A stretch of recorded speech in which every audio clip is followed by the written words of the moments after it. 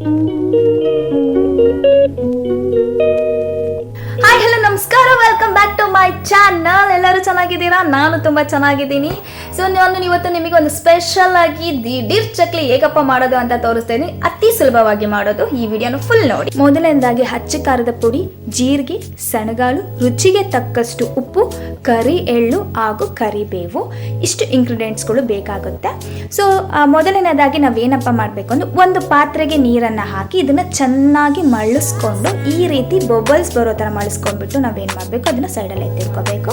ಮೇನಾಗಿ 1 ಕಪ್ ಅಕ್ಕಿ ಹಿಟ್ಟಿಗೆ ಅರ್ಧ ಕಪ್ಪು ಚಿರೋಟೆ ರವೆ ತಗೋಬೇಕು.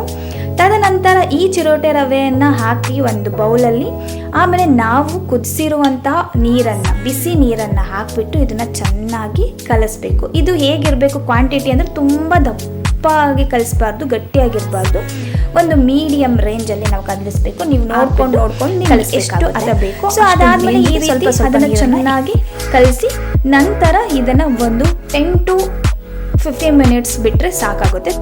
ಈ ರೀತಿ 15 ಮಿನಿಟ್ಸ್ ಆದಮೇಲೆ ನಾವು ಅದನ್ನು ತೆಗೆದು ನೋಡಿದಾಗ ಅದರಲ್ಲಿ ತುಂಬ ಹಗಳೆಲ್ಲ ಅದೇನಾಗುತ್ತೆ, ಮೆತ್ತ ಆಗಿರುತ್ತೆ. ಅದಾದಮೇಲೆ ನಾವು ಆವಾಗಲೇ ಕ್ವಾಂಟಿಟಿ ತೊಗೊಂಡಿರೋಂಥ ಅಕ್ಕಿ ಹಿಟ್ಟನ್ನು ಹಾಕಬೇಕು. ಅದಾದಮೇಲೆ ನಾವು ಆವಾಗಲೇ ತೋರಿಸೋಂಥ ಇಂಗ್ರೀಡಿಯೆಂಟ್ಸ್ ಒಂದೊಂದೇ ಆಗಿ ಹಾಕ್ತಾ ಬರ್ತೀವಿ. ಮೊದಲನೇದಾಗಿ ನಾವು ಹಾಕೋದು ಕರಿ ಎಳ್ಳು. ಸೊ ನಿಮ್ಮಲ್ಲಿ ಯಾವ್ದು ಎಳ್ಳಿರುತ್ತೋ ಅದನ್ನು ಹಾಕ್ಬೋದು. ನೆಕ್ಸ್ಟು ಕರಿಬೇವು, ಆನಂತರ ಖಾರದ ಪುಡಿ, ಅದಾದಮೇಲೆ ರುಚಿಗೆ ತಕ್ಕಷ್ಟು ಉಪ್ಪು, ನಂತರ ಸಣ್ಣಗಾಳನ್ನು ಉಜ್ಜಿಬಿಟ್ಟು ಹಾಕಬೇಕು. ಬಿಕಾಸ್ ಆ ಥರ ಉಜ್ಜಿದ್ರೆ ಅದರಲ್ಲಿರುವಂಥ ಫ್ಲೇವರ್ ಸಿಗುತ್ತೆ ಅನ್ನೋದಕ್ಕೆ ಚೆನ್ನಾಗಿ ಕೈಯಲ್ಲಿ ಉಜ್ಜಿಬಿಟ್ಟು ಸಣ್ಣಗಾಳು ಮತ್ತು ಜೀರಿಗೆಯನ್ನು ಹಾಕಿ, ನಮಗೆ ಆಲ್ರೆಡಿ ಅದರಲ್ಲಿ ವಾಟರ್ ಕಂಟೆಂಟ್ಸ್ ಇರುತ್ತೆ. ನಿಮಗೆ ಬೇಕು ಅಂತಂದರೆ ಸ್ವಲ್ಪ ಒಂದು ಚಿಟಿಕೆ ಅರಿಶಿನ ಕೂಡ ಹಾಕ್ಬೋದು. ಸೊ ಅದರಲ್ಲಿರುವಂಥ ವಾಟರ್ ಕಂಟೆಂಟಿಂದನೇ ನಾವು ಇದನ್ನು ಕಲಿಸ್ಬೋದು. ಅದಕ್ಕೆ ನಾವು ಮೇಲ್ಗಡೆ ನೀರು ಹಾಕೊಳ್ಳೋಂಥ ನೆಸೆಸಿಟಿ ಇರಲ್ಲ. ಸೊ ಇದನ್ನು ಕಲಿಸ್ಬೇಕಾದ್ರೆ ಹೇಗಪ್ಪ ಇರಬೇಕು ಅಂದರೆ, ತುಂಬ ಹಿಟ್ಟೇನೂ ಕೂಡ ಇರಬಾರ್ದು, ಹಂಗಂತ ತುಂಬ ತೆಳುವಾಗಿ ಕಲಿಸ್ಬಾರ್ದು, ಮೀಡಿಯಮ್ ಅಲ್ಲಿ ಕಲಿಸ್ಬೇಕು. ಈ ರೀತಿ ಕಲಿಸಿದ ನಂತರ ಅದನ್ನು ಉಂಡೆ ಮಾಡಿಬಿಟ್ಟು ಇಡ್ಕೋಬೇಕು.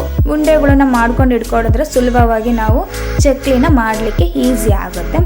ಸೊ ಈ ಥರ ನಾನೇನು ಮಾಡ್ತಿದ್ದೀನಿ, ಎಲ್ಲದನ್ನು ಈ ರೀತಿ ಒಂದೊಂದೇ ಆಗಿ ಉಂಡೆಗಳನ್ನು ಮಾಡಿಕೊಂಡು ನಂತರ ನಾನು ರೀತಿ ಮಾಡ್ಕೊಂಡಂಥ ಉಂಡೆಗಳನ್ನ ಚಕ್ಲಿ ಒಳ್ಳಲ್ಲಿ ಹಾಕ್ಬಿಟ್ಟು ನಾನು ಅದನ್ನು ಹೊತ್ತಲಿಕ್ಕೆ ಈಸಿ ಆಗುತ್ತೆ ಅಂತ.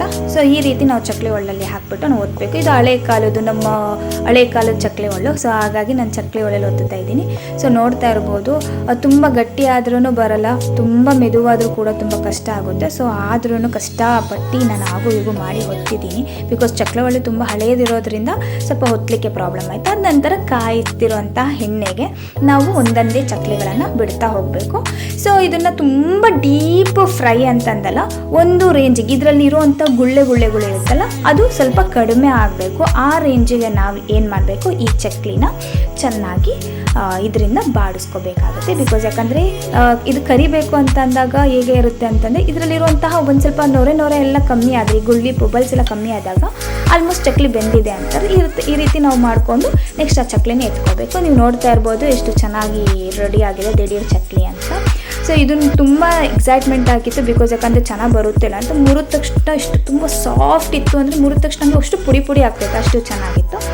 ಸೊ ನಿಮಗೂ ಈ ರೀತಿ ಇಷ್ಟ ಆಗಿದೆ ಅಂತ ಅನ್ಕೊಂಡೆ. ಸೊ ಇದೇ ಥರ ವಿಡಿಯೋಗೆ ಪ್ಲೀಸ್ ನನ್ನ ಫಾಲೋ ಮಾಡಿ, ಹೀಗೆ ನನ್ನ ವಿಡಿಯೋನ ಲೈಕ್ ಮಾಡಿ, ಶೇರ್ ಮಾಡಿ ಅಂತ ಕೇಳೋದಕ್ಕೆ ಇಷ್ಟಪಡ್ತೀನಿ. ಸೊ ನೀವು ಕೂಡ ಒಂದ್ಸತಿ ಟ್ರೈ ಮಾಡಿ. Thank you, bye everyone.